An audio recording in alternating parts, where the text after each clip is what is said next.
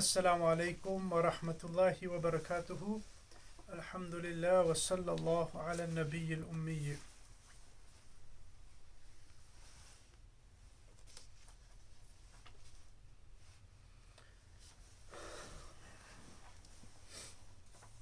So the author Ibn Ata'ullah Iskandari says, Bismillah, إذا رأيت عبدا أقامه الله تعالى بوجود الأوراد وأدامه عليها مع طول الإمداد فلا تستحقرن ما منحه مولاه لأنك لم تر عليه سيما العارفين ولا بهجة المحبين فلولا وارد ما كان ورد.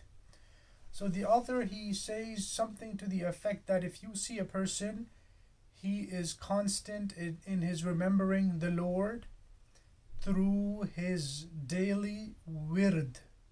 I'll get to that word WIRD, or I can translate it as litanies, his daily remembrances of the Lord, and Allah has given him help. And so then do not look down on this person's state. In other words, give him some credit because he must have some type of a connection with the Lord. That's why he has his daily time where he connects with the Lord. Even if you don't see signs of extreme piety on him or his amazing love for the Lord, but the fact that he has the time for his wird, for his daily remembrances, then that is a sign that he has inspirations. Or we can say if there is smoke, then there must have been fire, type of a thing. So if the fact that he's worshipping, that means he has some spiritual fire within him. And the word wird was used. And there's one type of a dua book that I wanted to share with everyone today. And the amazing thing is it has the word wird in its name. Al-Wird Al-Afkham. And another name that is famously known for is Al-Hizb Al-A'zam, the great, or the amazing dua book and the valued litanies. So basically this is an amazing dua book. I have the Arabic version and the English translation of it. And what it has in there is du'as from the Quran and du'as from the Hadith. And he's collected hundreds of du'as. So it's a very beautiful connection once you get a taste of what a dua feels like. When a person is reading the du'as and he has some type of understanding of what he's reading, then it's one of the most nicest feelings that a believer can have. And I'm being honest with you, one of the best feelings I ever get in my spiritual life is either salat or reading a dua book. Or third will be Quran. I can't imagine any other better feeling than those three feelings. Either salat or Quran reading or dua book reading. It's one of the highest feelings that I sense from reading the Quran and reading the text, and also my own personal experience is that it doesn't get any better than that. So may Allah give us tawfiq to do that.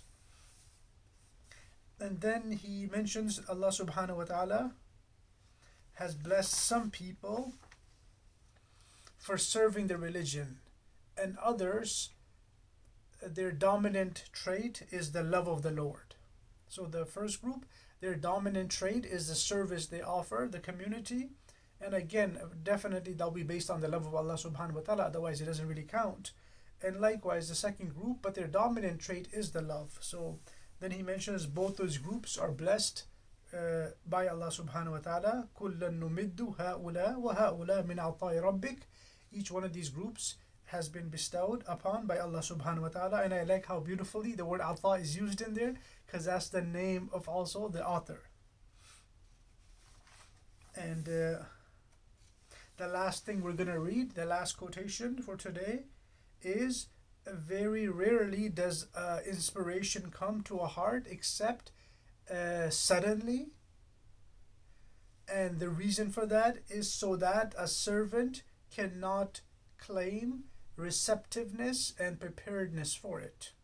What he's saying is that when you get an amazing thought, a spiritual thought, usually it just comes to you. You don't really force it. It's not like you are in the highest states of spiritual states does a really good thought come to you. Usually you might be just going about your day, and then an amazing thought comes to you of something, of some spirituality. So that is how you know is specifically from Allah subhanahu wa ta'ala. It's not something you were prepared for, because it didn't come to you when you were, for example, praying salat or something. It came to you at a random time. That's how you know is specifically a favor from Allah subhanahu wa ta'ala, as not something that you earned. So may Allah subhanahu wa ta'ala give us tawfiq to constantly grow in our spiritual lives, and may Allah give us a very good connection with Him. Wa akhiru da'awan alhamdulillahi rabbil alameen wa sallallahu ala nabiyil ummi.